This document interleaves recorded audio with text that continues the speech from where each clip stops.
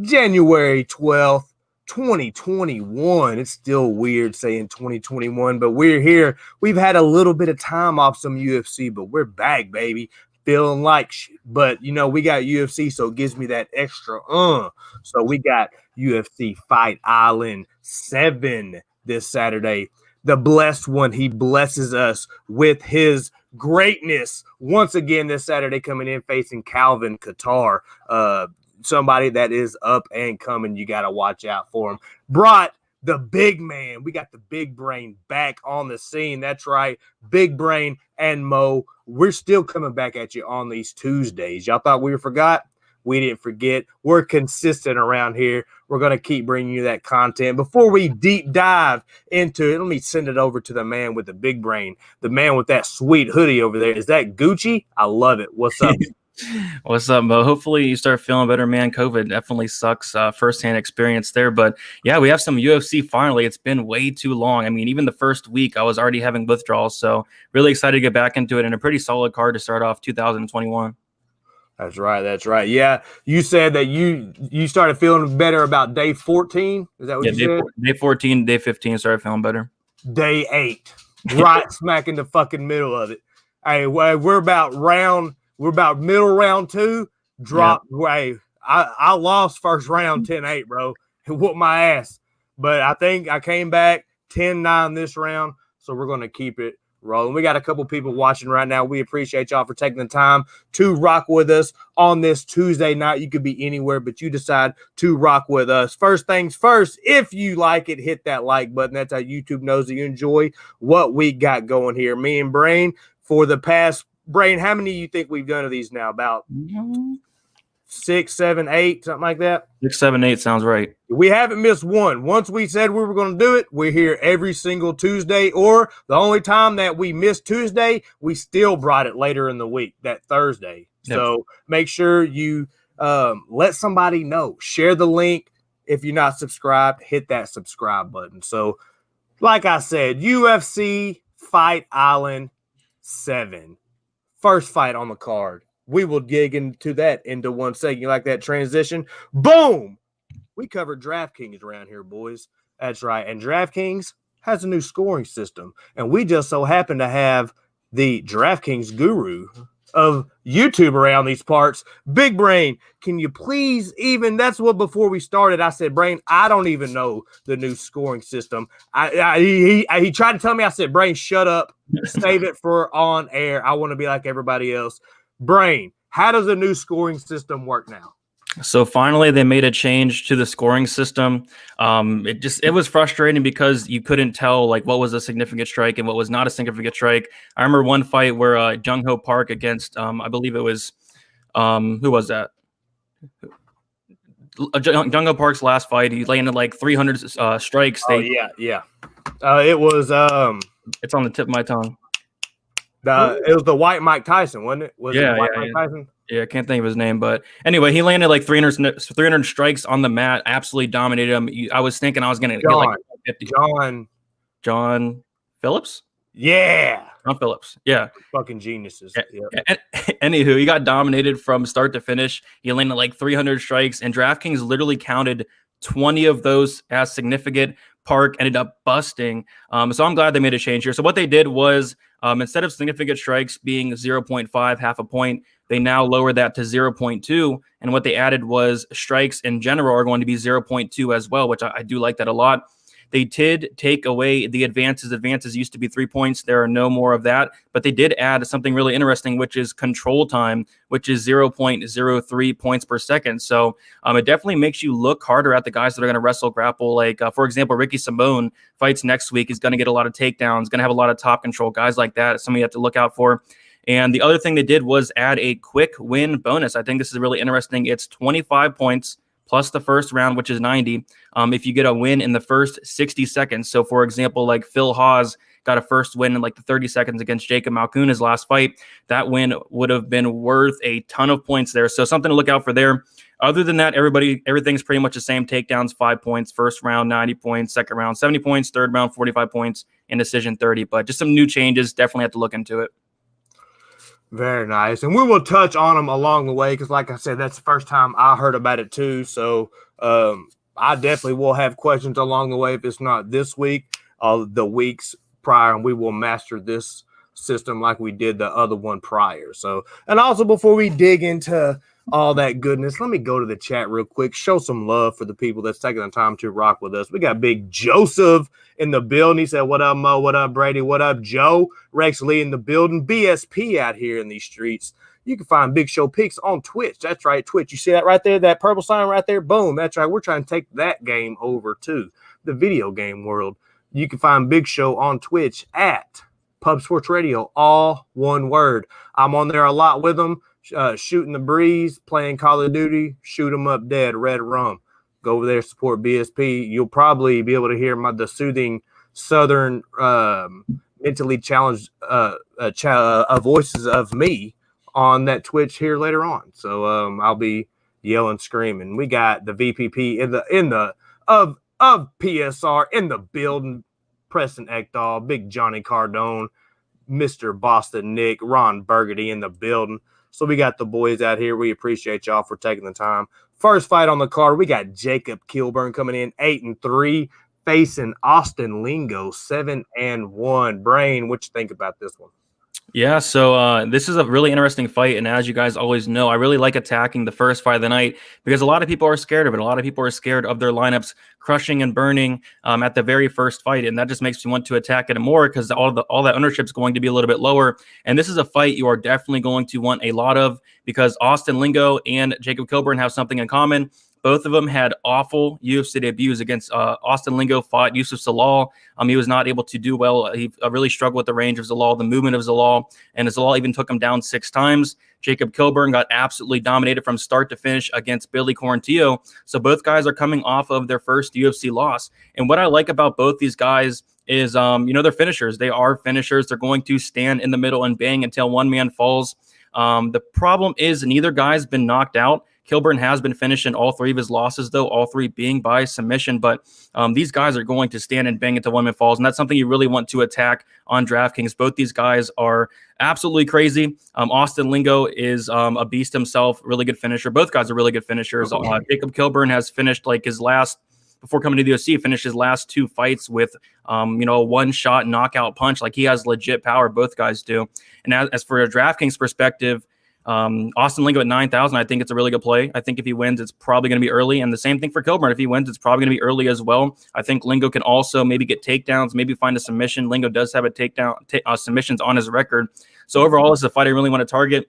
As from a betting perspective, no way I'm paying like minus 230 or whatever it is for Lingo. If anything, I think the fight doesn't go to decision or the under is a really good look for this fight. But I'm going to load up on DraftKings. This is going to be an absolute war for as long as it lasts. I agree. I think one of these boys is going out, and I think his fucking name's Kilburn, boys. Yeah. I think Lingo's going to come stalk him, cut off the cage, throw them bombs. From what I've seen of Kilburn, he's real kick heavy.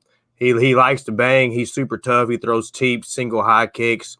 And when you start throwing a lot of kicks like that, you got to have distance. And what I've seen with Lingo, he cuts the cage off pressure, and he will end up smashing Mr. Kilburn with those power hooks.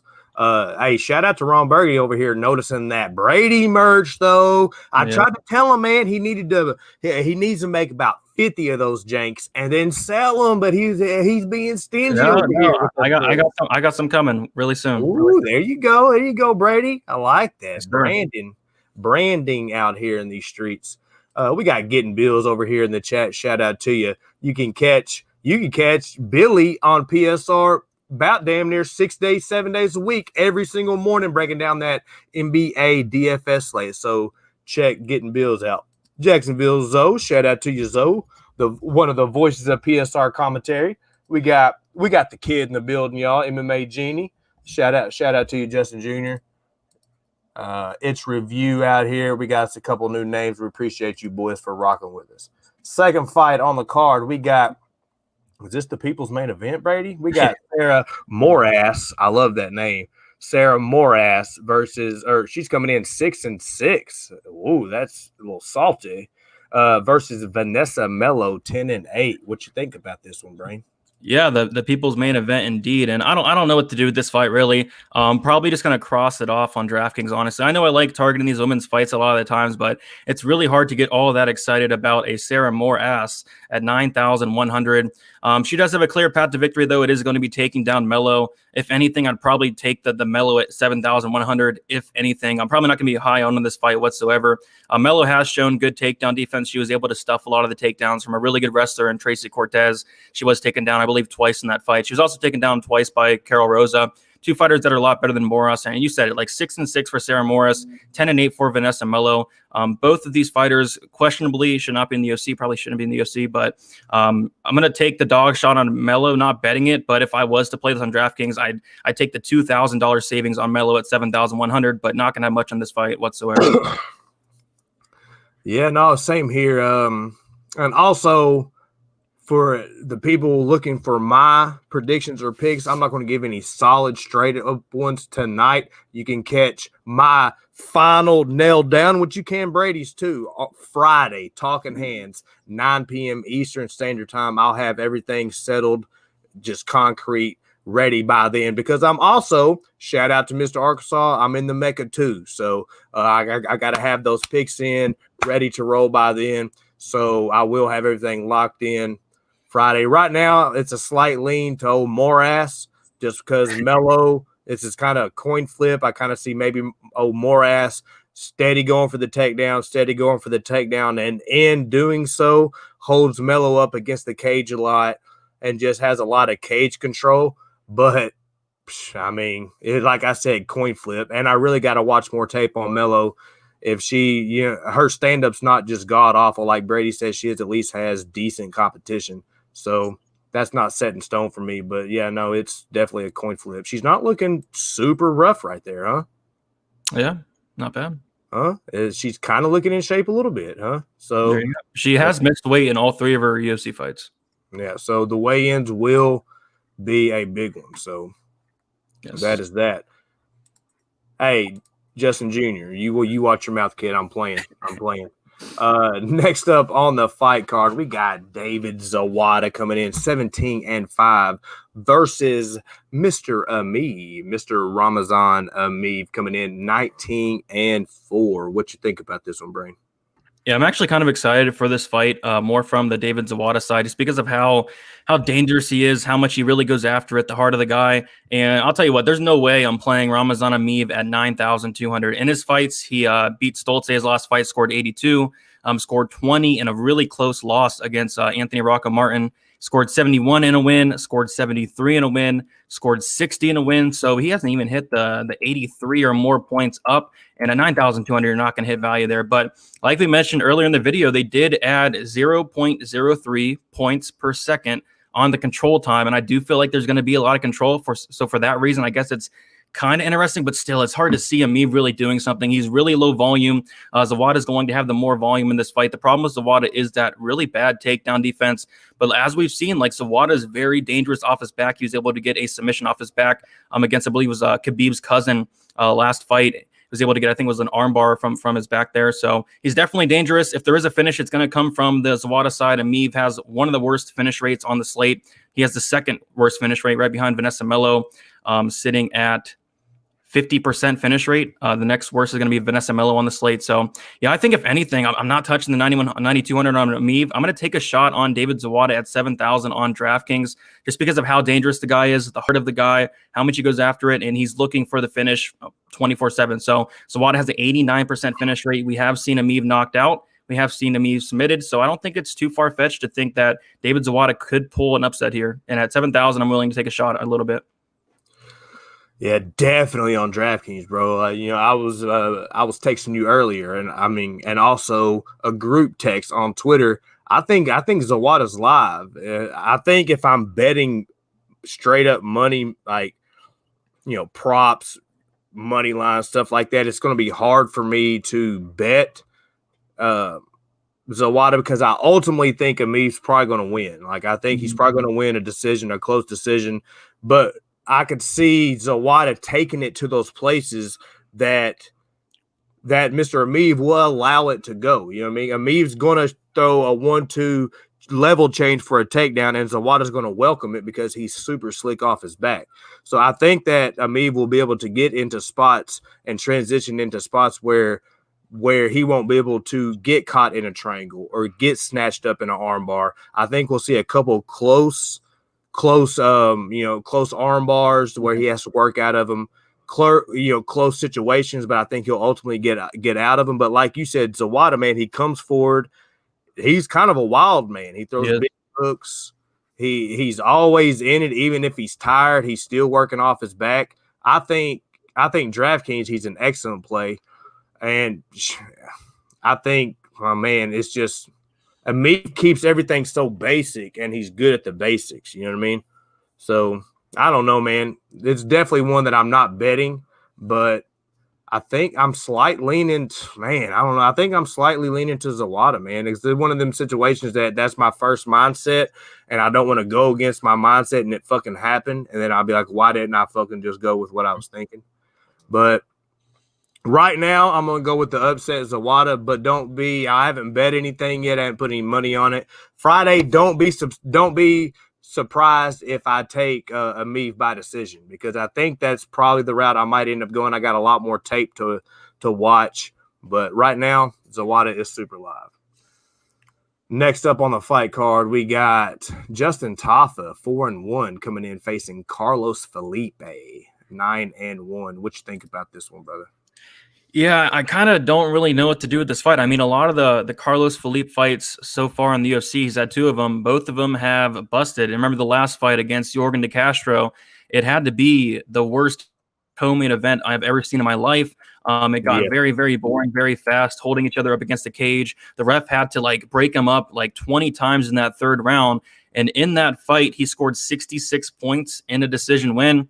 In his loss against Sergey Spivak, he scored 18 points in a decision loss where he got dominated in that 3rd round. I just don't know what to do. I mean, it's heavyweights. We have all that bias in our heads of the heavyweights are going to go out there and finish, but I don't know if that's going to be the case because of how durable Carlos Felipe is.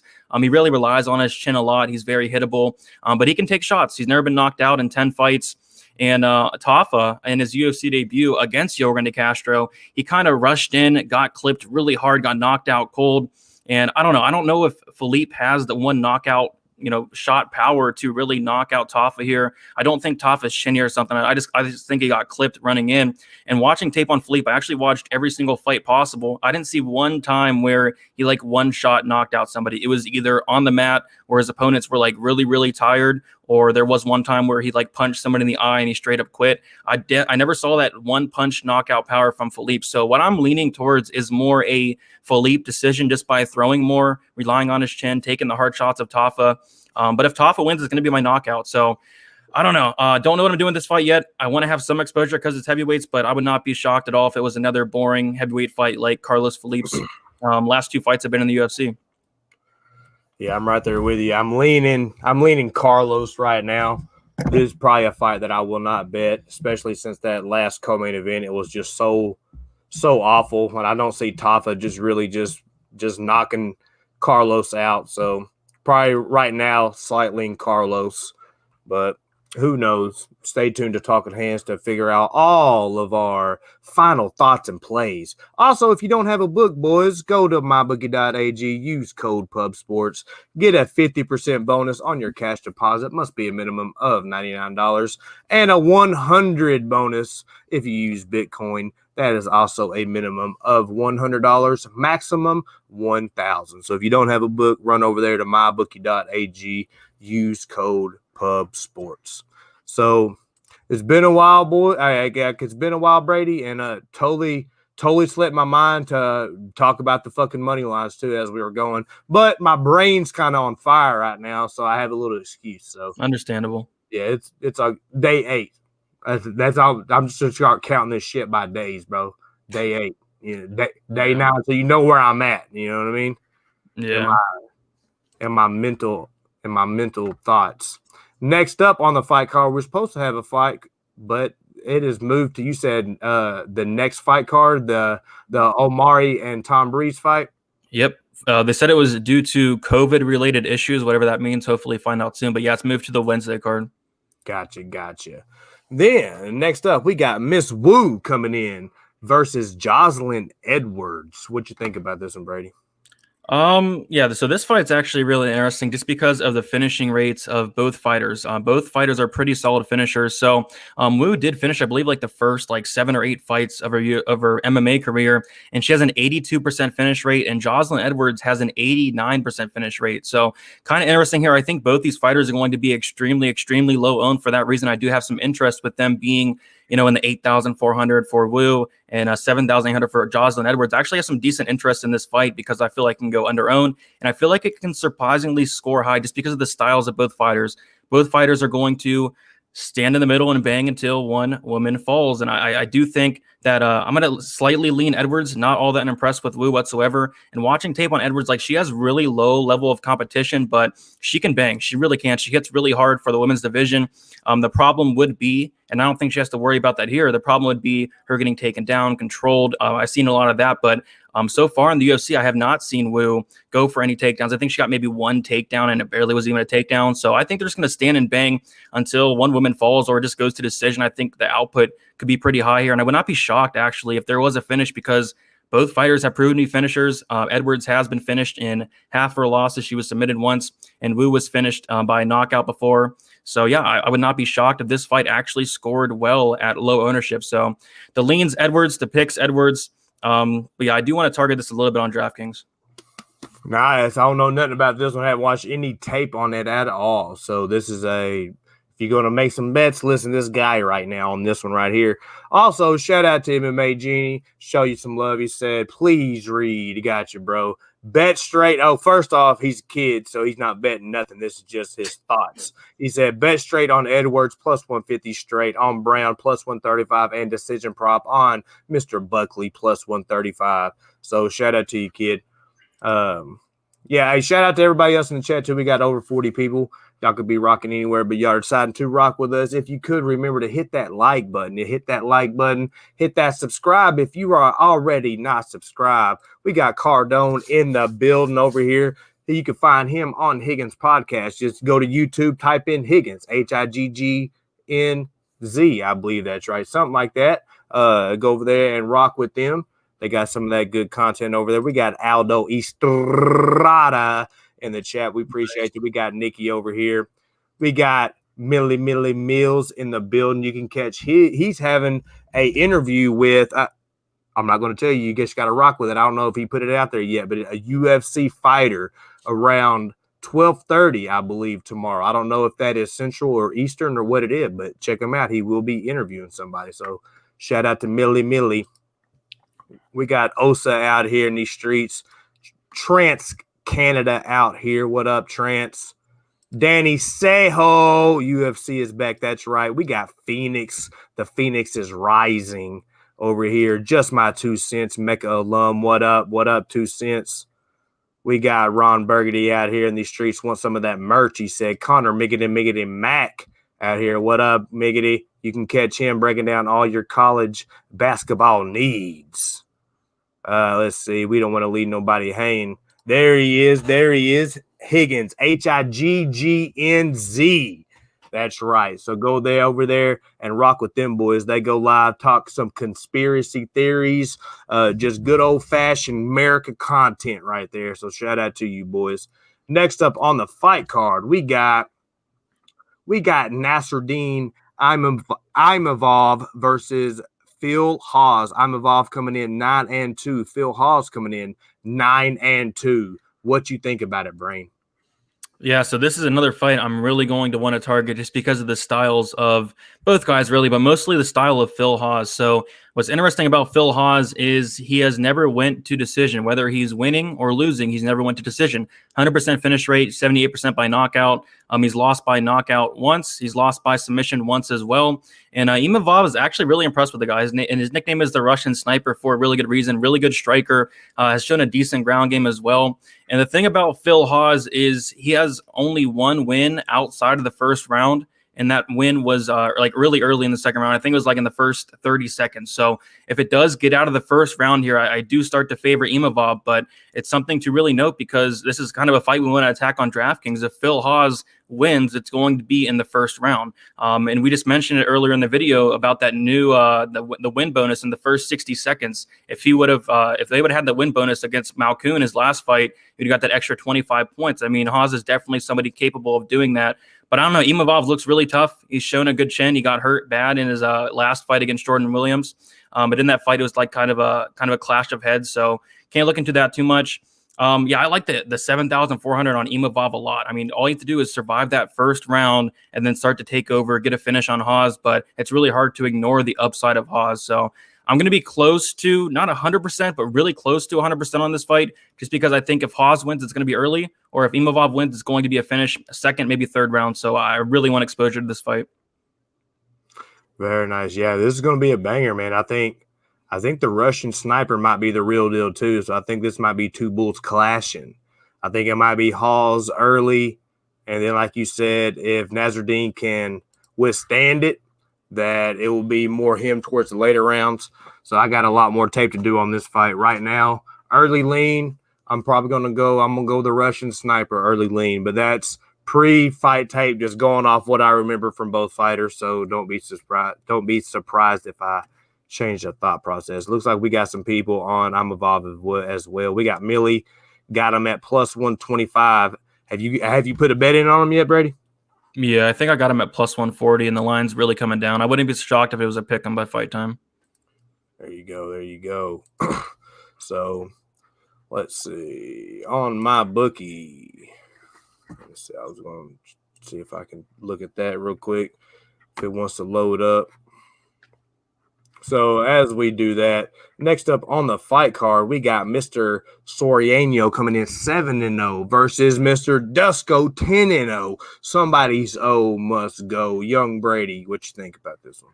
Yeah, somebody's O must go. And yeah, kind of questionable matchmaking here. You'd think they want to build both these guys up a little bit more. But yeah, this is the fight I'm really, really struggling with. I think it's going to play out really close. I like a lot from what I see from Soriano. The problem is he has like a year and something layoff. He has been battling some injuries as well. So some question marks coming with Soriano. But I really like the style of this guy. He throws with a ton of power, really good finishing rate. Really good wrestling as well. I guess the only problem with him would be kind of his cardio. He does slow down a little bit. But still, I really do like the guy. And as for Dusko Todorovic, very high volume. That's what I like about him. In his 2 fights so far, he has an average significant strikes landed of 8.04. So he throws a ton of significant strikes.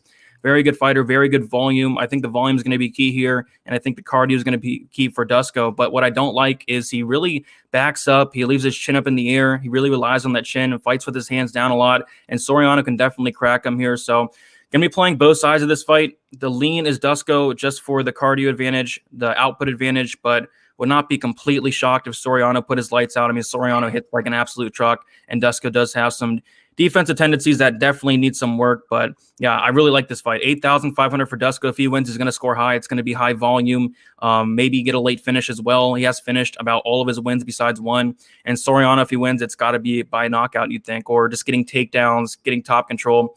So yeah, I really like this fight, but the lean's going to be Dusko, very, very slight lean. Same here, same boat.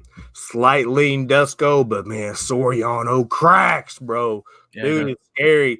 Like, I remember watching fight tape on him, and for some reason it didn't translate over to the octagon. Like, it just seemed like when he got in the octagon, dude was a lot bigger than when I remember watching tape. Just bigger, just a lot faster, just throws hard. Like, dude is mean. And but I think Dusko has the skills to probably take it to where Soriano's not as good, and he's not. Hopefully, he doesn't just stand right in front of him and just want to play fucking whack-a-mole. But you know, he might do it, and if he does, he might end up on the ground. So, from the tape that you watch, is Dusko going to come in? Is he going to work that grappling, or is he going to stand in front of him and play fucking spinny tag bullshit? Like, what's it? Yeah, I don't like the takedowns of Dusko. I mean, in his contender series fight against Ash, I mean, he wasn't able to get takedowns. He tried to get a lot of takedowns, but mostly just controlled him up against the cage. So maybe he can do that to Soriano, but it's hard to see him doing that to him. So I think if anything, the takedowns are going to come from Soriano. But Dusko, I believe, does have a black belt, so he has to beware a little bit.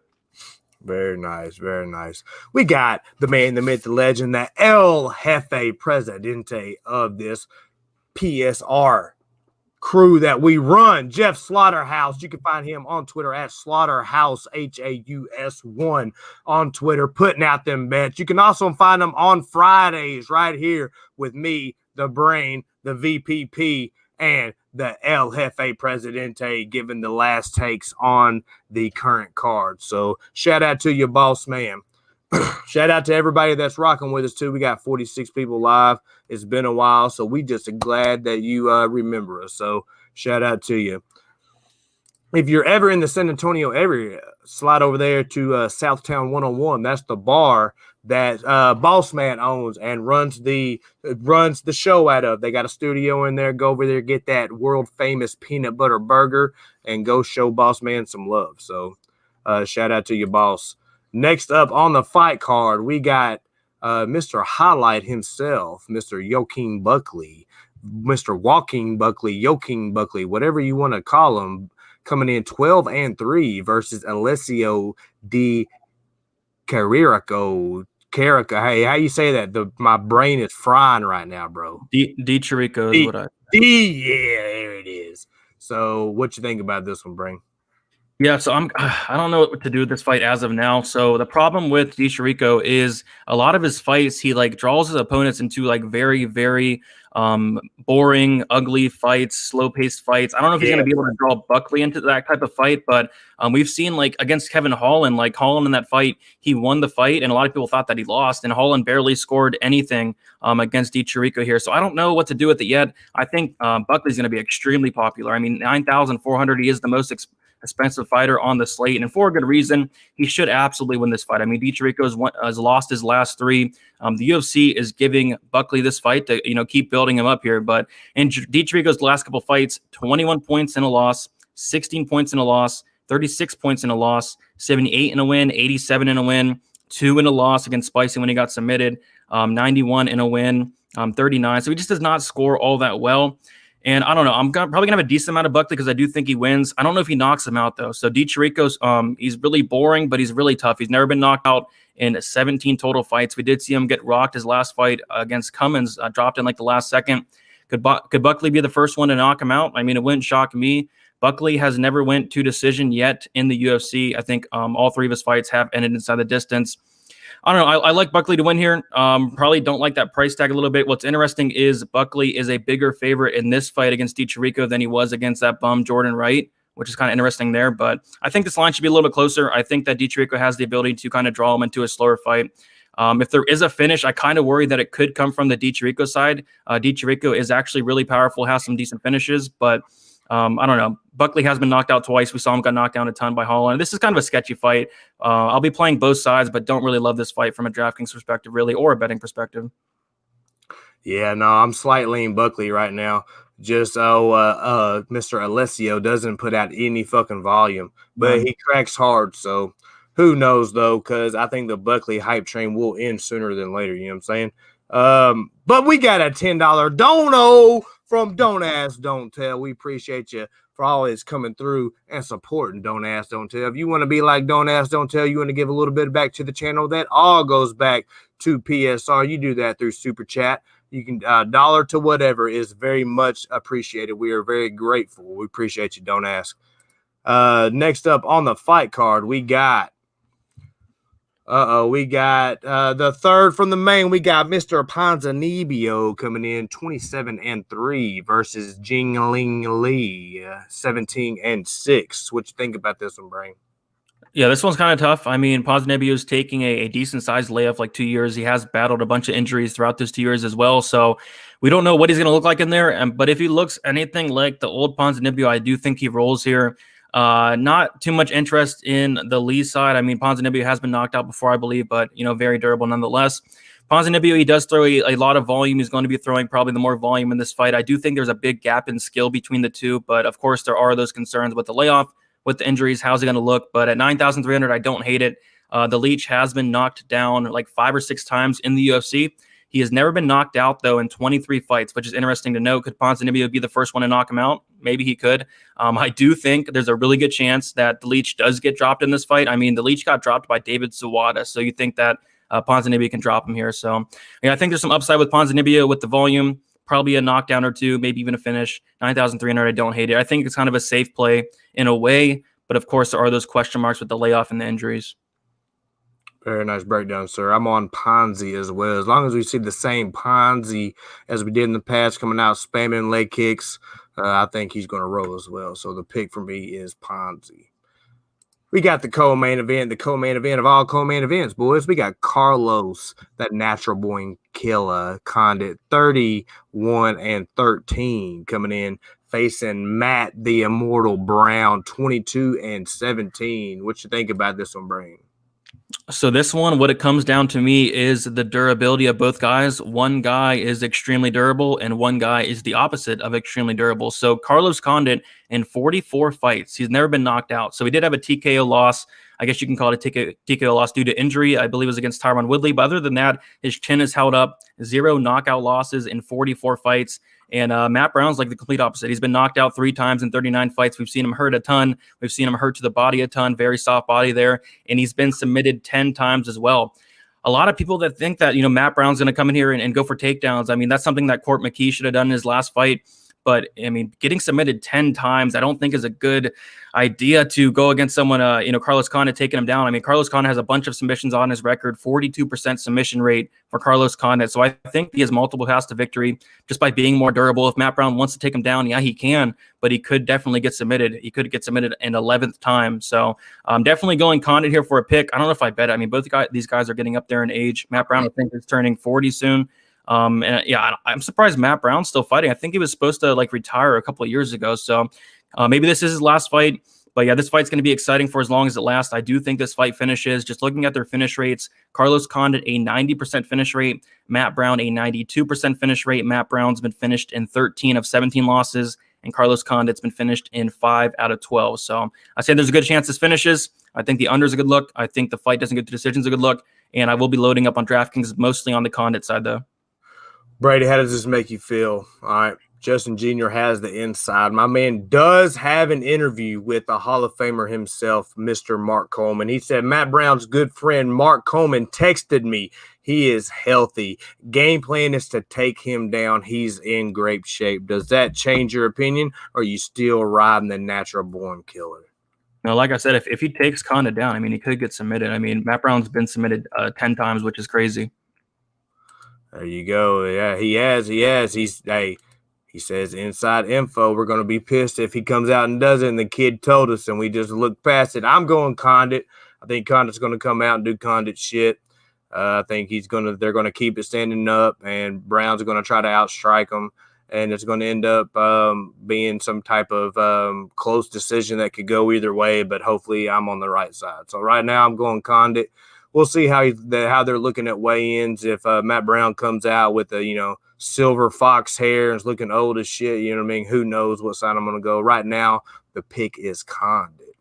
So before we dig into this main event, boys, if you enjoyed this content, please make sure to hit that like button. That's how YouTube knows you enjoy what we got going here.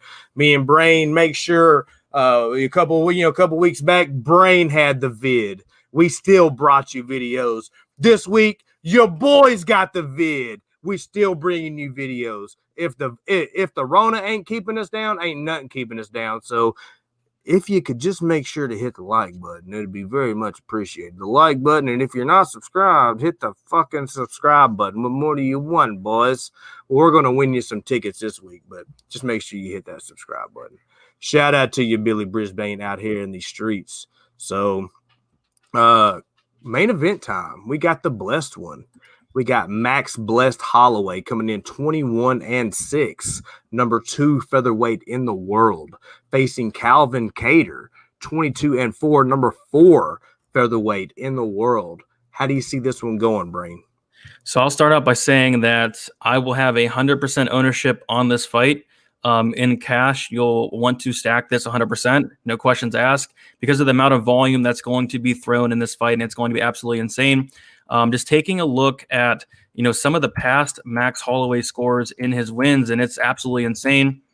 If I can get there. So Max Holloway in his last fight against Alexander Volkanovski scored 43 points in a fight that a lot of people thought he won. So taking a look at his wins, 82 points against Frankie Edgar, 165 points against Brian Ortega, had 290 significant strikes in that fight. Against Jose Aldo, 117 points. Against Jose Aldo again, 105 points, 104, 76. So Max Holloway, when he wins, he's scoring a ton of points.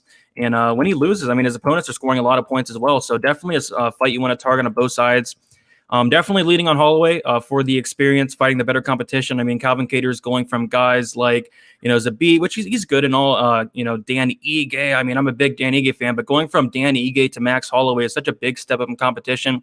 What I don't like from Calvin Kattar is, how hittable he is. He absorbs 5.66 significant strikes per minute compared to only landing 5.01. So he's absorbing more than he's landing against these not lower level guys, but, a lot lower level than Max Holloway. And that just seems like a recipe for disaster against Max Holloway. He's going to be throwing, a ton of volume. And, Calvin Kattar is kind of known as a slow starter, and as is Max Holloway. But in Max Holloway's last fight, he was a fast starter. I mean, he knocked down Alexander Volkanovski in the first 2 rounds, arguably won the 3rd round as well. I thought he won that fight personally. A lot of people agree with me there. But I just think this is a big step up for Calvin Kattar. Definitely leaning on the Max side. I really want to bet Max. Everybody's on Kattar there. I'm waiting for the line to come down. It's just not coming down to where I want it yet. So hopefully it comes down. Hopefully the Kattar money keeps rolling in because I'm really high on Max Holloway here. It's really hard to see Max losing 3 in a row. And personally, I think he won his last fight. Yeah, I'm right there with you. Couldn't have said it better myself, brother. I think Max only loses to champions and then really kind of beats them and gets screwed a little bit. You know what I'm saying? At some point in time, he will start to decline. I think people are sharp people, like people that I respect, are thinking Kattar's going to come in and be able to be like the Volkanovskis, and which I don't. I just don't think he's a good boxer. He's going to come in. He has good speed, good straight punches, good lead left hook, but he doesn't put it all together like Max does. Max is going to bring that volume. Calvin doesn't have the volume. I don't really see Calvin finishing Max. I don't see Max finishing Calvin. I see it going to a decision either way. It could squeaky go either way because both these boys are going to be in the pocket banging. I think Max puts a little bit more volume out, and it's going to, put up a significant amount of strikes, and that's what's going to win them the decision, whether it's 3-2, 4-2, 4-1, something like that. I'm going Max by decision. I'm going to do some more tape later on. Maybe I see something from Calvin that I don't remember off the top of my head. But right now we're going Max. And also, guys, we got some MMA YouTubers in the chat over. We got MMA hoes over here in these streets. Shout out to you. It's I think a husband-wife duo. I've watched some of their stuff. They have some great content. So shout out to you guys. You can check them out if you haven't already. It's MMA hoes. They kind of have that I don't attitude kind of like we do over here. So shout out to you. Thank you for dropping in, MMA hoes. And shout out to you, Justin Jr., for popping that tweet out. So that's that. UFC Fight Island 7. We are back. We got 3 events in a row. We got Saturday, boys, and then we got Wednesday, boys, and then we got Saturday again coming up. So we got a lot of cards, a lot of fights to break down. So make sure you're locked and loaded here on Pub Sports Radio. Hit that subscribe button, hit that bell notification, because we have several programs coming out throughout the week that will be touching on the card from the beginning, like here, and then we'll take a look after the weigh-ins, and then you can catch us here Saturday for the live event, breaking it down, giving you those live bets. That's what we do. Young Brady, you also got a lot of shit going, bro. You got a lot of stuff going. You got merch. You got Gucci merch. You got headbands and shit coming. You got glasses coming. You got Patreon accounts. You cover NASCAR. You cover MMA. You cover NFL. Man, what do you not do? Tell people what you got going and where they can find you, bro.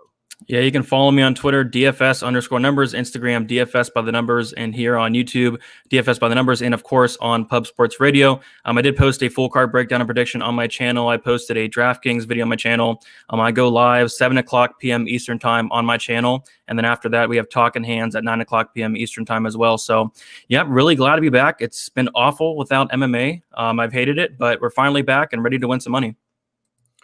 Very nice. It feels good to just even talk mixed martial arts. So feels good to be back. Thank you for everybody that dropped in the chat and rocked with us. Let me roll through a couple names real quick to make sure to show y'all some love. Roll up through about halfway the chat. Start right here with Mr. Just My 2 Cents. Big Jeff Slaughterhouse, El Presidente. Shout out to your boss for making all this happen. UFC Betting Experience, MMA Genie, Billy Brisbane in the building, Johnny Cardone out here in these streets, Connor Mickey Mac over here on All College Athletics. Hey, he'll put that money in your pocket if it's college athletics or NFL or NBA, probably even MLB. We got Ron Burgundy out here in these streets, MMA Locker Room, Millie Mills. We got, let's keep scrolling.